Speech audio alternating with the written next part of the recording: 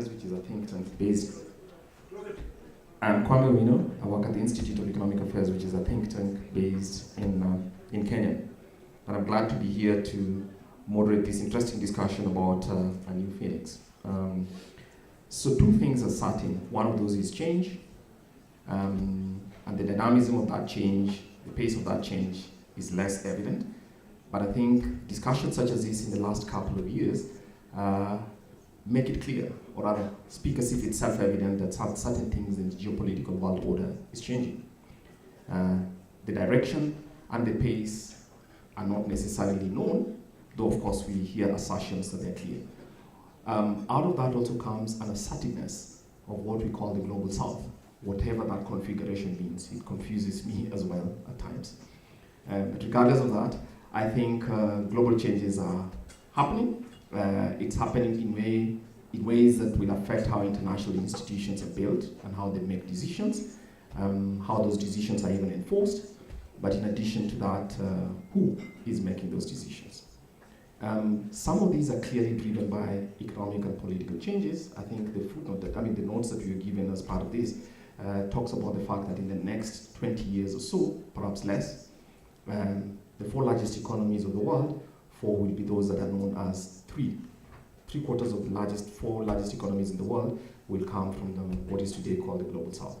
I think you know which countries those will necessarily be. And with that kind of change in the configuration, but just the kind of change in how productivity and economic welfare, certainly that will affect the political world. I think as I come to the end, two things. As a student of economics, we take it for granted that exchange matters, and when people exchange things, regardless of who it is with, that in itself is enough. I think reality slaps us in the face again and again by saying, look, people care as well for what kind of, who they're exchanging with, in whose borders, and what the regard of one person or one group of people has for the other. So part of this question is not just economics and driven by economic factors, it's also driven by a very strong sense of identity, and that's not to be debated. But I'll suspend my comments for this. I'd expect us to take three things from this, or at least those are my three questions. One, is that change, I think we accept that change is happening, at what pace, and what are some of the factors that are driving it. And the second one is change and progress. Change is a given, progress not. Is a kind of change we are going to see generating some progress, and if not, I think how do we push whatever levers, institutional, political, to ensure that it goes in the right way? Because I think change as an end in itself is not necessarily one good thing. And I think I've heard voices on the African continent saying, look, change for its sake is not something to be celebrated. So we'll have our panelists here, and I'll have the first panelist, which is, I come from the African continent, we tend to be very tonal, so if I mispronounce your name, please forgive that. Mnatsakan Safaryan, who's the Deputy Minister of Foreign Affairs in the Republic of Armenia. So you have 8 minutes, please go ahead, sir. Thank you, Kwame. Very good morning to everyone. But you pronounced it correctly, so thank you for that as well. Let me first start by... Can you hear me in the back? Yeah. So maybe you should use this. Let me first start by reflecting on some of the discussions from previous sessions yesterday. Our former Minister of Foreign Affairs said in his panel that polls matter or polls are central, while the former President of Lithuania said that small nations should be irritants to the big ones. And I also noted Samir Saran's question as to who leads the global south, and his answer was no one. So this made me think that the world system is more of a constellation rather than a multipolar system. It's a constellation with its own gravitation force that keeps the system in balance, and even when a small state is out of orbit, the whole system is insured. In today's globalized world, unrest in one place echoes developments in others, and economic crisis, conflicts, disruption of supply chains, climate change leave a negative effect on all parties involved, but consequences of such challenges are felt worse in Global South. The Global South often faces common challenges, and those challenges drive efforts for economic development and cooperation. At the same time, those challenges differ from country to country, from region to region. While some of countries in Global South, for some of those countries, remoteness, dependence on ocean resources, lack of water resources, vulnerability to climate change impacts are main obstacles for sustainable development. Others suffer from geographical location and consequences rising from that. As a landlocked country, Armenia has been blocked from the east and west for a very long time, and it has faced challenges that not only hindered our path to meet the achieving the sustainable development goals, but also posed a threat to the country's national security and stability in the region and in broader sense. And we have spoken about the crossroad of peace during the previous panels. It was presented by our Prime Minister, Nicole Pashinyan, and this is actually and essentially a project, an initiative that connects Global South to Global North. And in this regard, I have to mention that the role of India and its efforts are noteworthy. The Voice of Global South Summit provides an effective platform for developing nations to speak out, to manifest their concerns and challenges, voice their priorities and share their achievements. Armenia is diversifying its foreign policy, economic policy, security relations, and we are diversifying it to different directions, and including and very prominently to the Global South. I would also like to mention that this dialogue, the Yerevan dialogue, is actually an initiative and an event that was essentially share of good practices from our Indian colleagues, Indian partners, and this is an example of effective cooperation among Global South and sharing their experience. One more such initiative is Armenia joining International Solar Alliance. That was actually proposed to us by our Indian colleagues. And to answer your question, there are positive developments in this regard, and we have to work jointly to make joint efforts to ensure that most of these initiatives, most of these practices are positive.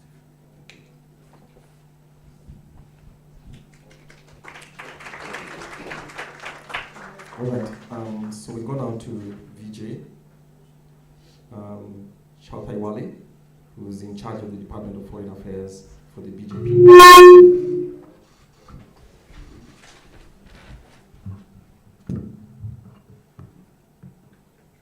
Good morning, everyone. First of all, thank you to the organizers of this great event, both to Foreign Ministry of Armenia as well as the Observer Research Foundation. This is a great initiative. Friends, let us accept the fact that most of the global institutes, those who are controlling both narratives and policies in today's world, are the product of World War II. And therefore, the allies have created these institutions built for their own interest. And large population, many countries have been denied to have those kind of privileges in that system. During that period, India and many other countries have created a platform called non-aligned movement, which essentially was a passive platform of not their, it actually reflects their inability to take sides on the global issues.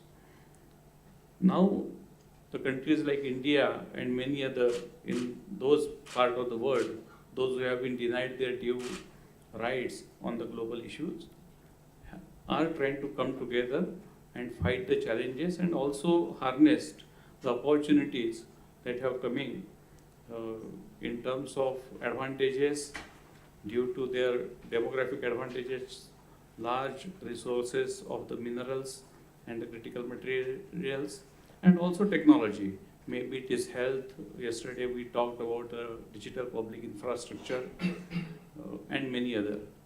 So I think Global South is now at a very unique position to at least drive the narratives and create the policies which will protect their self-interest and also give solutions to various problems which are facing in today's world. And I will give you the classic example of COVID vaccines, that if India would not have been there, half of the population of world would have been remained without vaccination, because the vaccines provided by the Western countries were simply unaffordable, and neither they had production capabilities for such a large volumes. So there is a possibility of win-win situation if the countries of Global South come together. I'm sure you know that till India presided G20 in last year, entire African continent was not represented in G20. So now with the G20, in fact it is now G21, this major anomaly has been rectified due to the leadership of India. And there can be many examples like this. Even for the issues like climate change, today whatever deterioration we are seeing is mainly because of overexploitation of natural resources by the West. Now we have to find out the common solutions which will give us affordable and equitable solutions to this great danger. I am not denying that there is a great danger to the climate, but availability of the technology and availability of the resources to implement those technologies is also equally important, and Global South is ready to play a major role in this. I think in this context, Global South actually represents both great opportunities and also challenges. The challenges like terrorism, extremism, climate change, availability or non-availability of the technologies, and most importantly, the democracy. And in many parts of the world, including some countries in Global South, are facing threat to democracy, and that also is worrisome. But at the same time, the opportunities are enormous, and as Samir Saran yesterday said, that there is no leader, and that is the strength of Global South, because with the collective responsibility and collective leadership, I am sure the Global South will be able to create a not only new narrative, but also provide unique solutions that will cater the needs of the large population of the world. And thank you very much.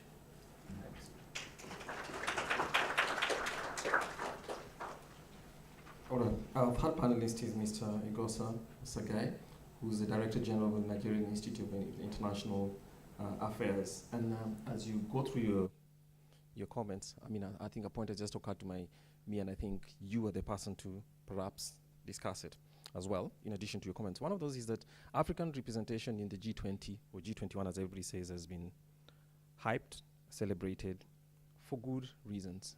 But it seems to some people who are sensible but cynical that, quote-unquote, Africa doesn't know what to do with it. Is that true? I didn't get that. Africa. Okay, so I think everybody celebrated when Africa's admission, if I may say, as a member of the G20, right? But it's been celebrated. I think everybody's lauded that, and I think India gets a pat on the back from many African countries, leaders, for doing that.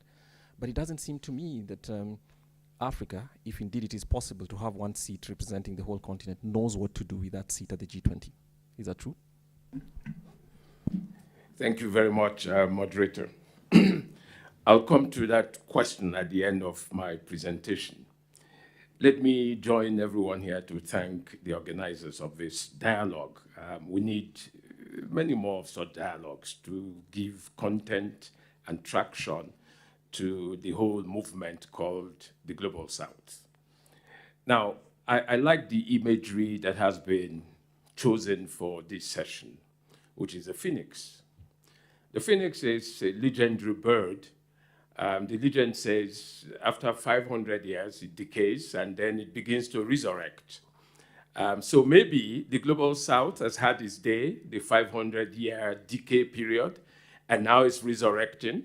And the question is, to what ends, and how should the world now respond to this rising phoenix?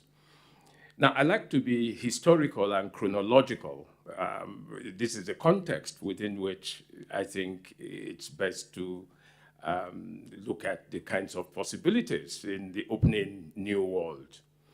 Now, when the Global South, then known as the Third World, emerged in the 1960s, 1950s, and so on, it was into a world that was greatly polarized, a world that was waiting to get the new world up for peaks. You either join this or you join that. And the Global South at the time was very tactical and strategic, immediately recognizing its place in human history. It says, we're not going to be drawn to the right or to the left. We would rather focus on a middle of the road, trajectory, which gave birth to the non-aligned movement. And this was, actually very positivist, because it was not non-aligned in terms of not being pro-West or being pro-East, but saying we want to do what we want on our own terms, and that's positive neutrality. And you would find that the first generation of Global South leaders very, very astutely complied with the kinds of imperatives that came with such a decision. Now, move over 60 years after that and come to the present situation. The world is a little different. We've moved from the end of history, as the philosopher told us, when we had the whole world under the captivity of neoliberalism and unipolarity, to a world that is beginning to open up and create many centers of power. So today we talk multipolarity, but we also recognize that the Global South is again at the point where we were 60 years ago. Namely, that there is an emerging Cold War in a different name, and that the world is now again in the recesses of, would you join the right or would you join the left? The difference this time, however, is that the Global South is now more conscious of its very delicately balancing role in the new world. And therefore, it's no longer just simply positive neutrality and non-alignment. It is simply saying we also have a role to play. Now, but how is the Global South going to be able to play that role? Many think that the Global South is still very divided. And how would those divisions work out? Now, this Global South must recognize, the opportunities that immediately present themselves. The whole notion of state fragility is a Global South phenomenon. Now, but you find that state fragility is a global responsibility in which, if left to the so-called superpowers the way we have known them, would never find any solution. So state fragility is a challenge for the Global South to confront. It must deal with it. Second is, many of these fragile states are not in a position to help themselves, and therefore they must depend on external help. If that external help is not going to become the basis for a new battleground, such as we have found in many parts of Africa, then the Global South must wake up and have many of those things done, but how? I would suggest that Global South coalitions, very strong regional organizations, should take their rightful place in dealing with matters that in Africa we say the time has come for Global South solutions to Global South problems. We're not going to wait for distant solutions, from people who are only interested in us joining A or B. Now, how do you strengthen that kind of capacity? You have to also industrialize. And many of the fragile states in the Global South are de-industrializing and not industrialized at all. So the champions of the Global South in the industrial calibration must give traction to the rest of the Global South, through what, if you like, you can call benevolent industrialization, Global South style. The Global South also has to strengthen its intra-Global South trading capacities. Now, in Africa, there is the African Continental Free Trade Agreement that makes Africa the largest market in the whole world. Now, that's the kind of model that the Global South should pursue. The Global South is not going to get the traction if all of its trade remains with unequal exchanges, with the West and the rest of the world. The Global South has to do more for itself. Of course, I recognize that underlying all of this, the Global South must have a consciousness of being together, and that requires coalition building everywhere it is to be found. And the multilateral organizations present the platform for doing this. The Global South is very clear that the United Nations needs to be democratized. The United Nations needs to open up to Global South increased representation. The Security Council itself must be democratized, and the Global South must have a larger say in the affairs of the United Nations. What is true of the United Nations is true of the Bretton Woods institutions, and the Global South must provide financial alternatives, viable alternatives to these kinds of centers. The Global South cannot deal with problems of a universal nature except it finds itself within them. And that's the way to go for, say, climate change. Climate change is not going to have its traction in the Global South except the Global South contextualizes those issues and begins to say, hey, wait a minute, we have our own ways that are self-determined for dealing with these issues. Now, let me respond to the question about Africa's membership of the G21.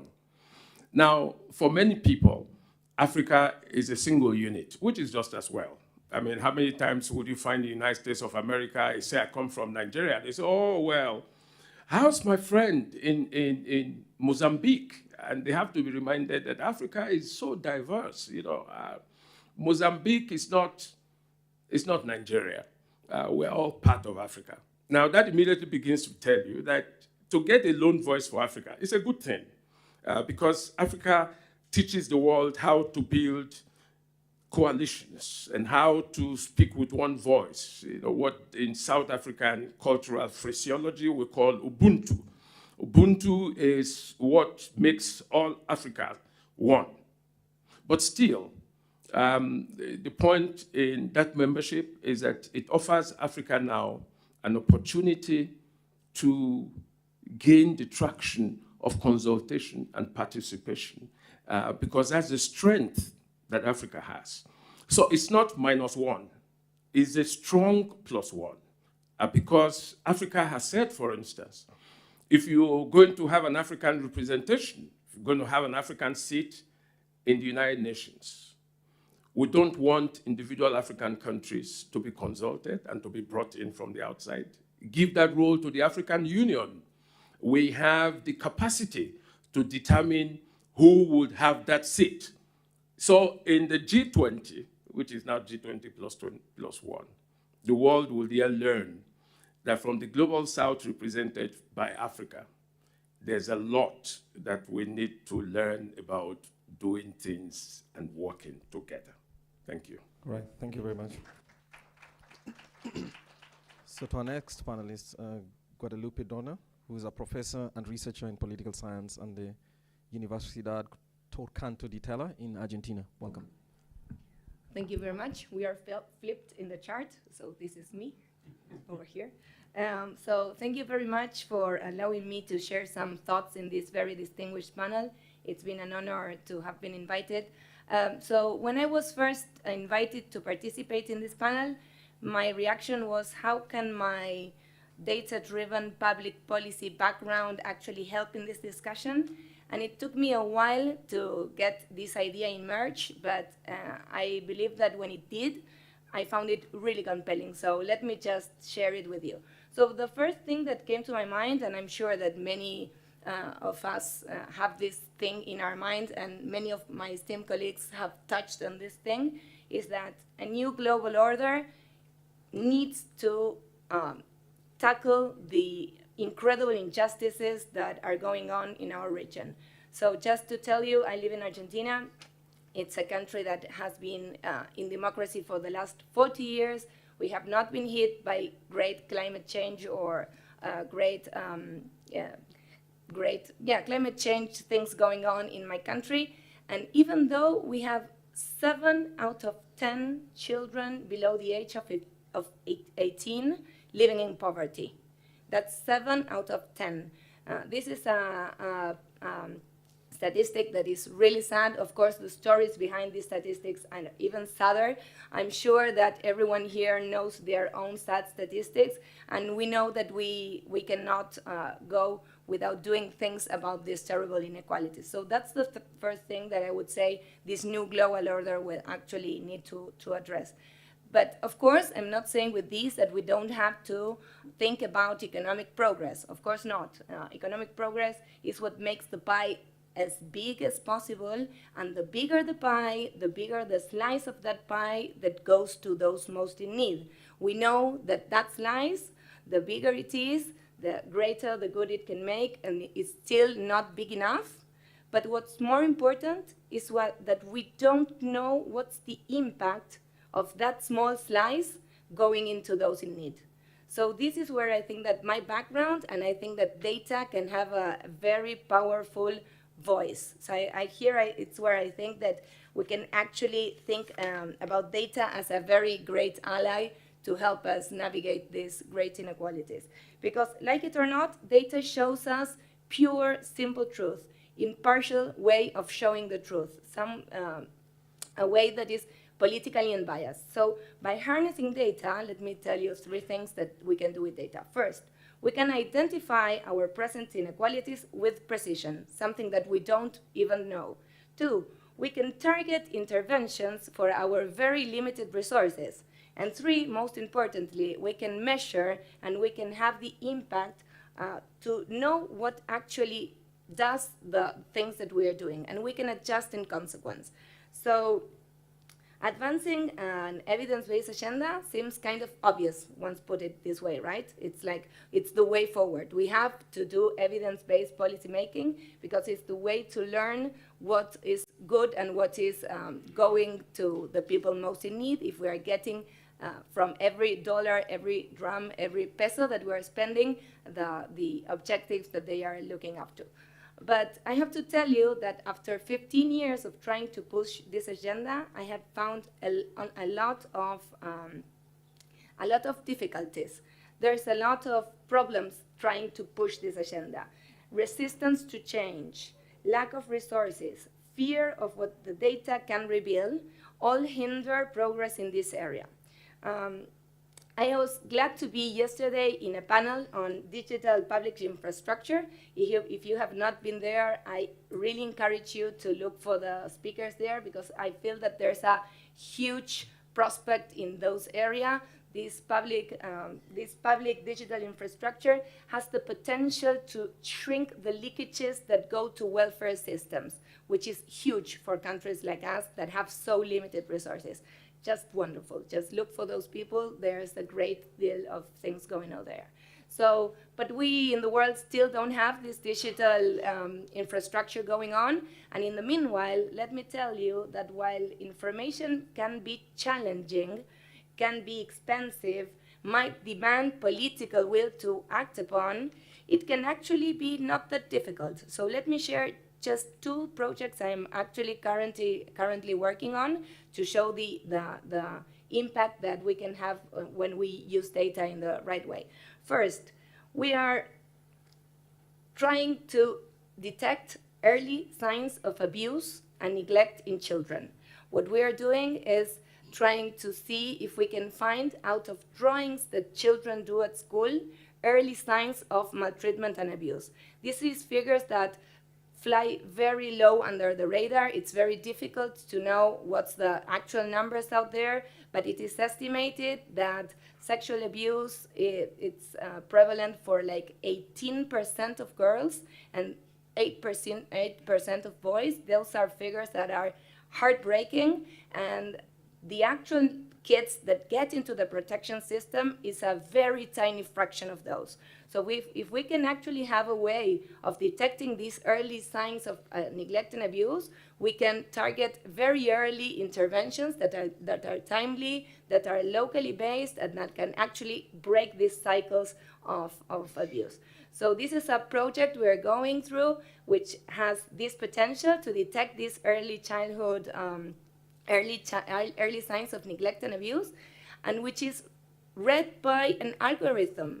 So algorithms are trained to try and see what the signs in these drawings are, which makes it really cost-effective. It's a really cost-effective way of having this data that is so incredibly important for public policy. Second example, so we are mapping informal settlements. So you might know that there are around 1 billion people nowadays living in these informal settlements. Most of these, if not all, are in our global south. These informal settlements have this nature, this very dynamic nature. They grow, they densify, they expand, and knowing where they are and how they grow, it's very difficult. It's a very expensive way of getting this data. What we are doing, and we are not pioneers in this, so there are many other people doing it in Africa, it's a great deal.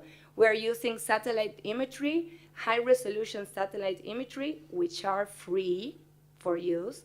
And we are also training an algorithm that allows you to detect these informal settlements, and what's more important, they allow you to see how they grow in real time. This is an impressive thing to have as a policymaker.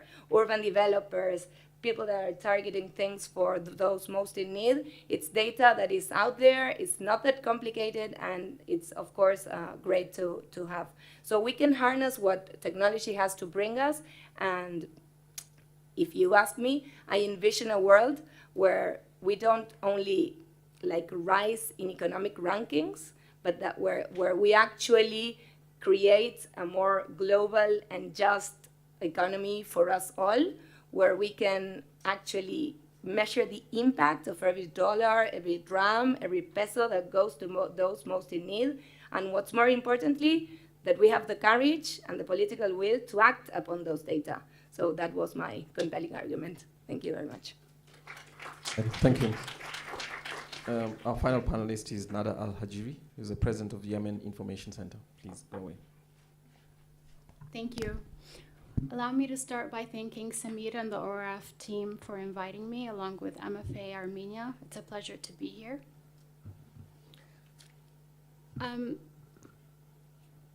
I think there's an acknowledgement in this panel that the concept of the global south as a concept is analytically flawed, and yet we still use it. It's still here. And it's becoming even more popular. And I think this is a reflection of the times that we live in, because analysts are rightly saying that there's a return to the Cold War dynamics. And the problem with looking at the world like that is that you look at the world through a purely realist framework. And that means that you're looking at everything in terms of great power competition, and the dynamics in the global south and the richness of our history and our culture gets lost in the mix. And I want to say that Samir yesterday offered us a very interesting framework for thinking about the global south. let's, for a moment, or for the purposes of this panel also, consider thinking about it as a collection of, or emerging and developing countries taking back their identities. And I think that's really, really important, because what we want to do is to counter the narratives about our countries, and they're oftentimes negative. And through the work that I do at Yemen Information Center, one of our primary objectives is to offer an alternative perspective than what dominates the news and what dominates the world about Yemen. Everyone thinks about Yemen in the through the lens of the conflict that it's experiencing. But Yemen is much more than that. It has so much history, so much culture, so many youth who are willing and able to contribute to their country, to the world, and we need to build their capacity. We need to think about training them, but also we need to think about presenting and highlighting positive examples from the world and from Yemen, so that we can all talk together, which is why I liked also the panel yesterday, the very last one on multicultural dialogue. And I think we really, really need that, because yesterday I heard a lot of people say there's a lack of mutual respect. And when we think about this term, the lack of mutual respect, that means that diplomacy doesn't have, the enabling environment that it needs to have to be productive. And so another example I want to share is that, the Global South has shown an ability to collaborate on global issues like climate change, counterterrorism, AI, and global pandemics. These are global challenges that no one country can tackle alone. And so we need to think about really focusing on, avenues for collaboration, which is why continuing to think about the world in global South, global North terms is problematic. It kind of adds this divisive, confrontational approach to addressing problems. And I'll give you an example. For example, when we talk about reform of multilateral institutions, oftentimes it's the West pitted against the rest, and it couldn't be further away from the truth. It is reform of multilateral institutions is not about only, countries around the world having representation. It's about the massive dysfunction that is taking place in these institutions that are, no longer being effective in the work that they're doing.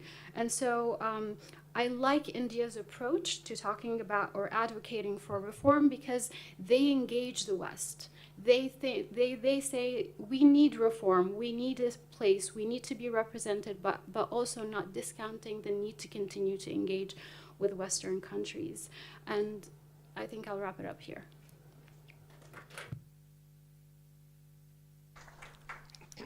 Well, I think the question of the Global South has important, or rather resonates with people who are sort of very, very significant identity. And so while I agree with Nada that it's analytically problematic, very, very problematic, even if you come to the African continent especially, but I think, in my view, it's a very useful, quote-unquote, weaponized word for signaling certain things about what part of the world feels excluded, generally. And I think that's for that reason we need to actually labor a little bit more to give it either an alternative term, but I don't know that it's acquired an identity of its own, and that would be really, really difficult. So that's one. The second thing that I think, if you're going to talk about a new global order, and remember our title here is about the phoenix rising. The world as a whole and the global South, to use that term advisedly, perhaps the world needs to ask ourselves, if you're talking about the global order, then we need to define problems together. And when you define problems together, it is then possible to rank them. Because one of the other problems I have with the global South is it's a whole basket full of things. And we understand that regardless of where the world is today, there's a scarcity of anything. attention, scarcity of resources. And so which ones come to the top, or which will be resolved, will depend on, quote unquote, the global south working with the alternative, or whoever the other side is, to actually create a hierarchy of what the questions should be, and then sitting together to ask them. So that comes to my second question for each of you. I know we need to come to the audience, but I'll ask each of you to comment on this. If I were to rank these things, what do you think are the priority global public goods in which an alternative perspective or just the voices of global south would be? And I think one of them is reform of global institutions. I think that's clear, both in terms of numbers, identity, and their role. I think institutions are dysfunctional, not because they are, quote unquote, managed by what identities, but just because the world has moved, and obviously the original functioning, the original conceptualization needs to be rejigged. So I think about this as global public goods. I'm not too sure which ones would be, but I think global peace is one. The second one would be global poverty. I think that's important. Of course, we have the SDGs on course. It's very, very clear that by 2030, I think we'll miss some of those targets. Reform of international institutions, and of course, the question of climate change. The one I am not too clear about, and I'm not being cynical here, is I don't know how the global south will gain anybody's respect, because respect can't be demanded, right? It's about persuading people to think that respect would emerge over time on the basis of performance, on the basis of repeated conversation. So if we had to rank these four, global public goods, climate change, global poverty, or poverty in general, and reform of multilateral institutions, what am I missing from this list that you might add? And I'll start here again, go around the other way, and hope that by the time we have each spent a minute or two on that, we'll go to the audience.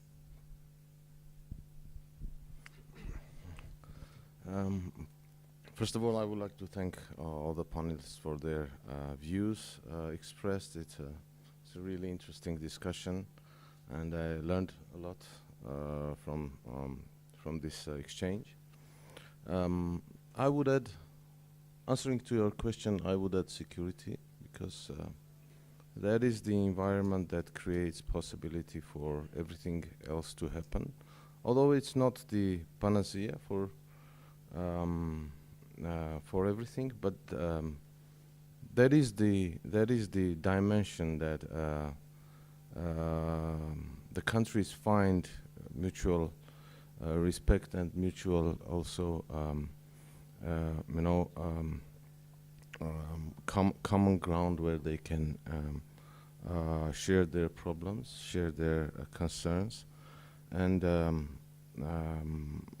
to create an environment where all the other problems can be solved in a timely manner. Although I completely agree with the notion that this generalization of every time you make a generalization, it creates some other issues with finding more specific notions of what is happening. So and in this case as well, and this is why I said that in my view, what is happening in the world system is a creation of a constellation of a constellar system that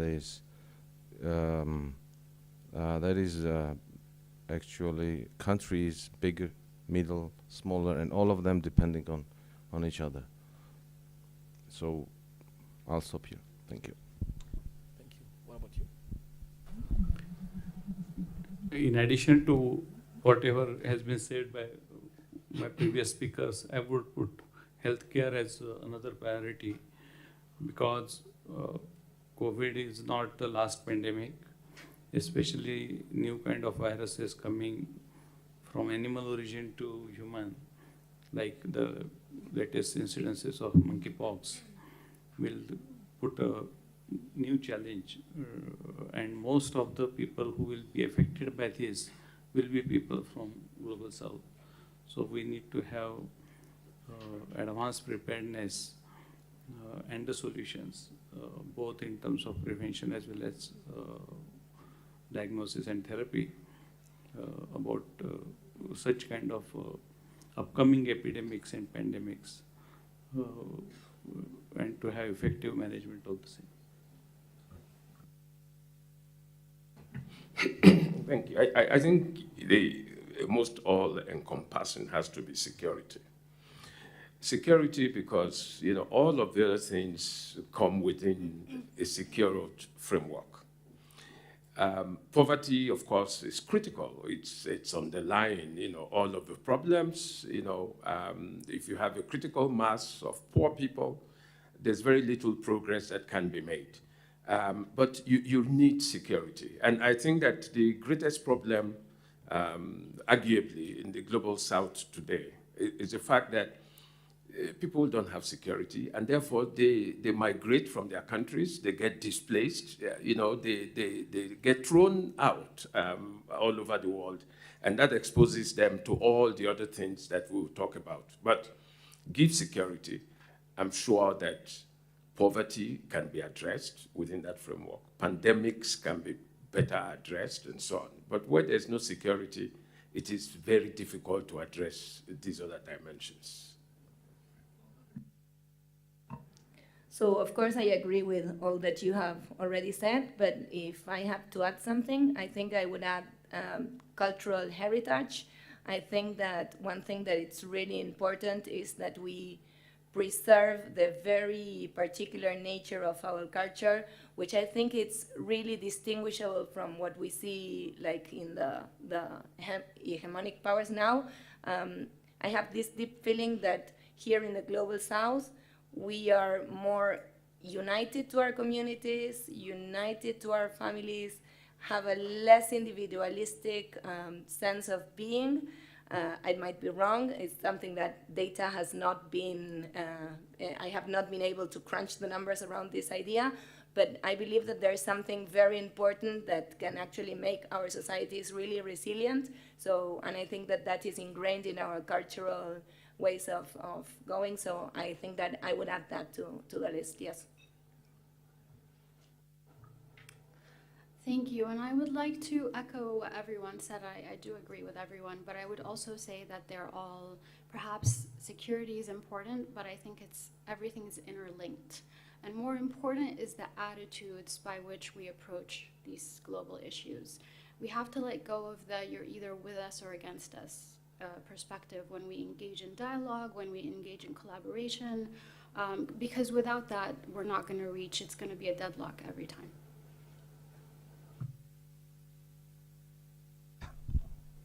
All right, so you've heard from our fine panelists. I'll take 3 questions from the audience. So this is all that's required. Please state your name, and if you have a question to a specific panelist, I'd be glad to hear it. And I'd prefer as well, just as we have gender balance on the podium, to have at least 2 questions from ladies and 2 from gentlemen. So I'll start at the end with the gentleman already holding the microphone. He's hijacked the dispensation. I will submit to you for that. Yes, please go ahead. Not more than 2 minutes, please. Yeah. Good morning. First of all, thank you very much, all the distinguished panelists, for educating us with your views, articulated with so much of clarity and conviction. I have a very small observation and a very brief question. My observation is that, today's global south, the global south of 2024 is much different from the third world countries of the 50s and 60s. The qualitative difference is that today, amongst the global south, we have a large number of countries which are at very high stage of development, fastest emerging economies. In short, the voice of global south today is much stronger and in a position to shape the global agenda. So in this backdrop, I would like to have your views, distinguished panelists. Is the time right to create a formal institutional framework for global south, or is it premature? Otherwise, we will keep discussing, deliberating, and forgetting. Go back home, and the matter is over. Thank you. Thank you very much. One other hand? Right here, at the front.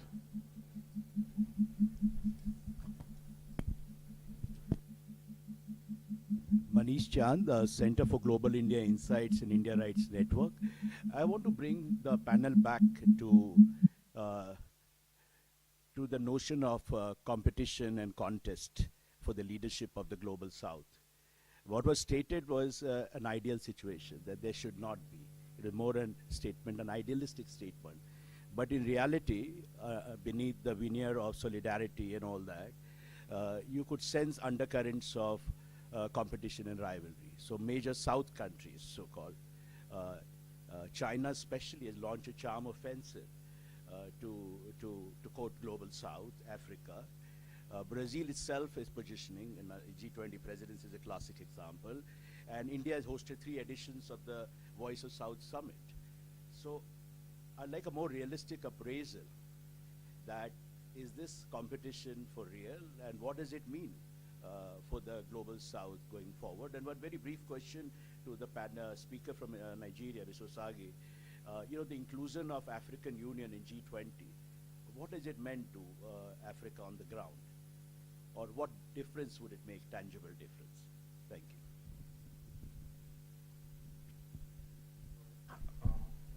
Well, I provided opportunity for 4 questions, 2 from ladies. It looks like they've seeded that. Oh yeah, right at the front. Thank you very much.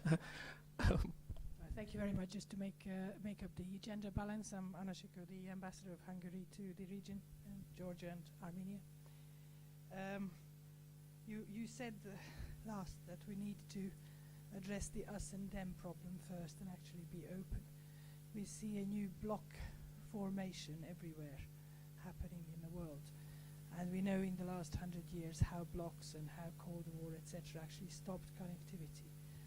I wonder how you see the future of connectivity from the south to the north in the upcoming years. Thank you. All right, we'll take this final one. Thank you. Hello, Jay Kansara from the United States, Washington, D.C.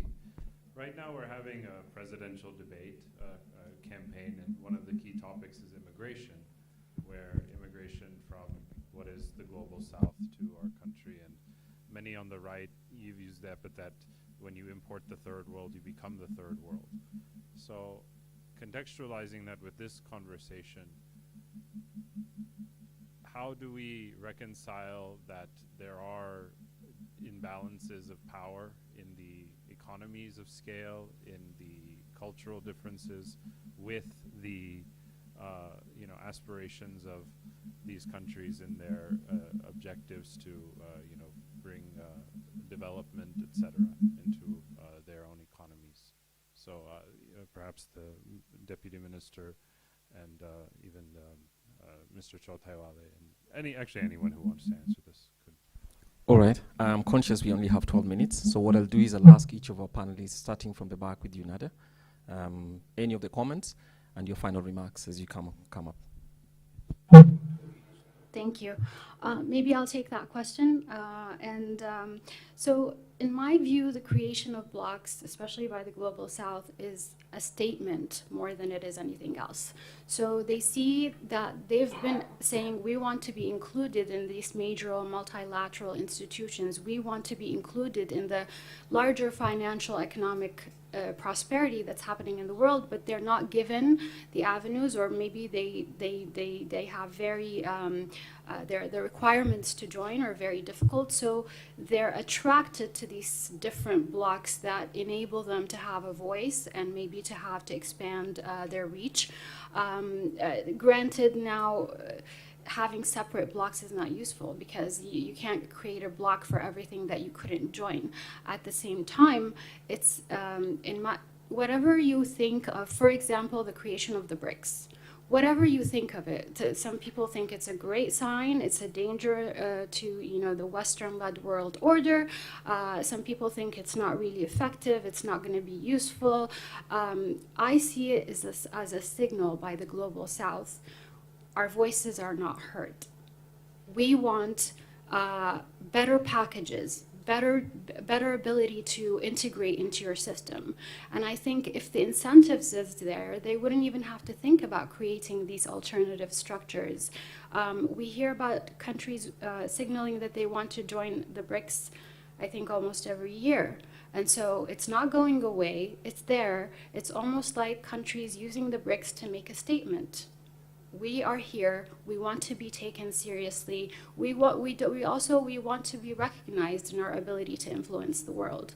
And on connectivity specifically, and I heard this mentioned in some of the panels as well yesterday, unfortunately, we live in a world where information and connectivity are being weaponized. So it links to security, it links to how we think about the collective security of the world. How do we want to think about approaching our differences and putting them aside or resolving them so that we can find some mutual space to cooperate and collaborate? So I'm just passing by the question because I'm also interested to know what Africa has to gain from this joining in the G20. So I skip my line and let you speak. Well, first, I think, the concern that has been raised here is how to move the global south from an idea to a proper movement, if you like. Can we think of institutionalizing the global south? The first question to ask is, the global south within the larger context of most possibly a global north, what are the institutional representations of a global north?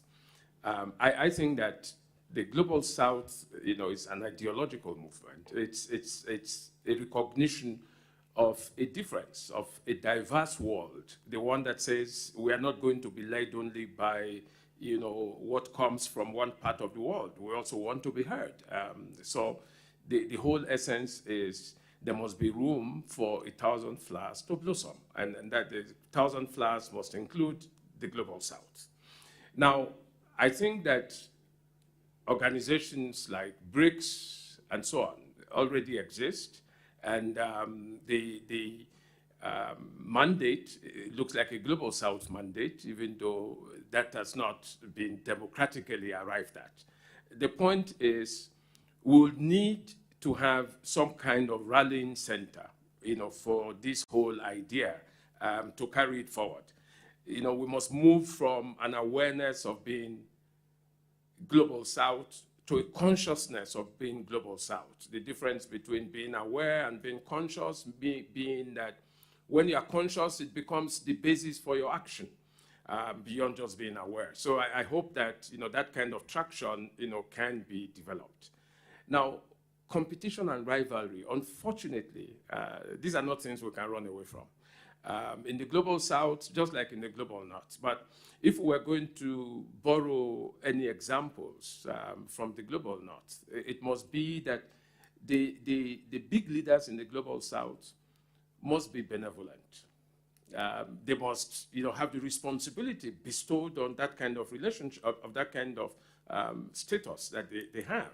In Africa, certainly Nigeria is a big player, and Nigeria has historically lived up to the responsibilities of being a big brother, on the continent. So India must, China must. Now, the way that the global south, can prove to be different is, we are not simply about exploiting, differences and inequalities. We have certain values. The Indians express those values, the Chinese express those values that make us different. And I think the point about being culturally, together, those things are important. The African Ubuntu must come into this. I think that, rivalry and competition, the way we understand those terms are not, winner takes all. They are not zero-sum, they are not, exploitative and so on. We must do that. I talked about the need to have a global south network of industrialization, for instance. There has to be industrialization led by these champions. We have to have common markets, we have to trade more within the global south than we are trading, with the rest of the world. Those things have to happen. And I think that if we are all led, by those kinds of values that differentiate us as culturally disciplined people from the rest of the world, we have a lot to teach the world. And that's the point, about, the global South culture. So I agree that we must also emphasize the things that make us different from the rest of the world. And for Africa, I think that if the G20 is regarded as one of the more active platforms for multilateral interactions, so it will be for Africa. BRICS, what do these things mean? They just are new alternatives to the other platforms that don't seem to be working well. So the G20 brings together the world's biggest economies. Why not? Africa is also there now that we have the African Continental Free Trade Agreement, and Africa is there. We must take an active part, in all of those vistas and new ventilations that exist in the changing world. Thank you.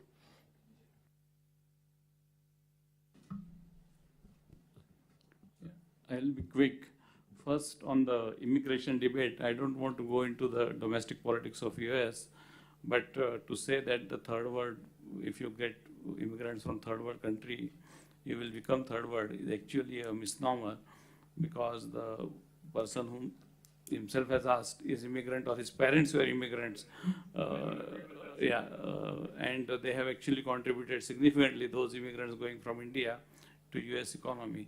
So how much immigrants to take is always a question of debate, but immigration per se cannot be stopped, and it is, on the contrary, healthier trend for overall global progress and development. As far as institutionalization is concerned, I think it is premature because there are already several institutes, and many of the members of the Global South are already participating and leading in those institutes.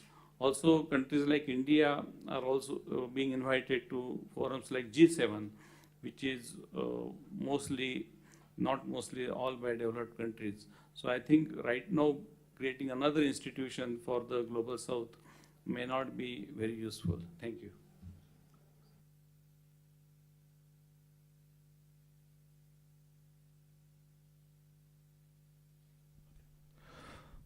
Thank you. I'll go point by point.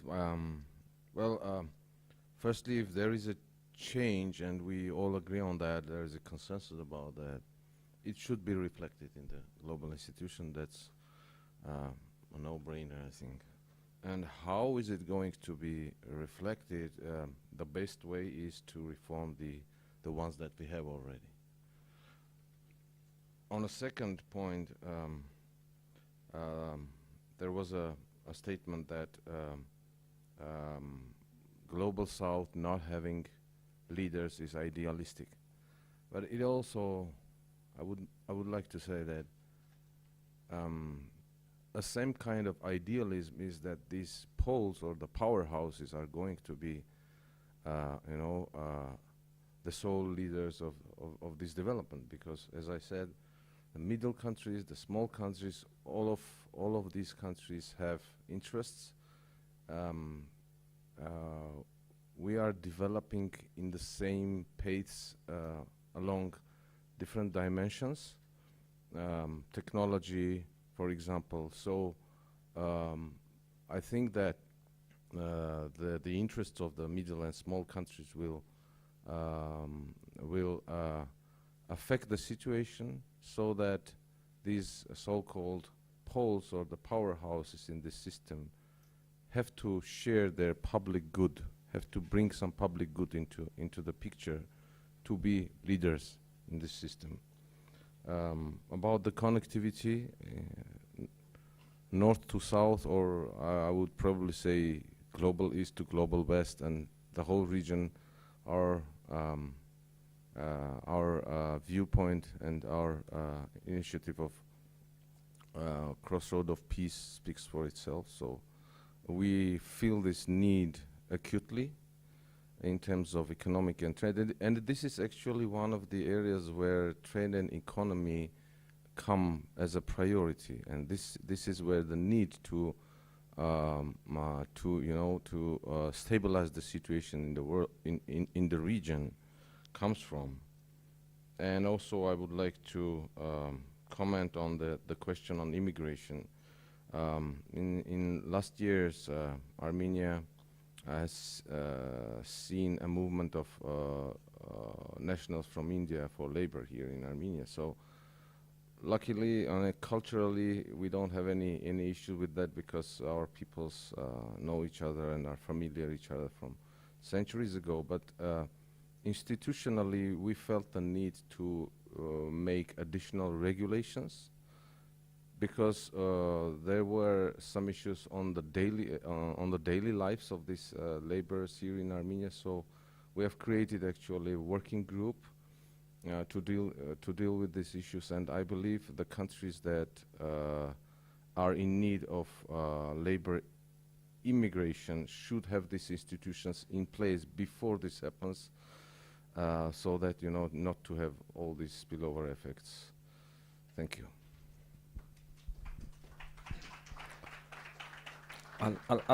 I know we need to break. I'll close with 3 points. So if you ask me what I've learned today, I think, or rather, the best way to think about it is for you to define common problems and whether the global south, whichever way you call it, global south and the alternative.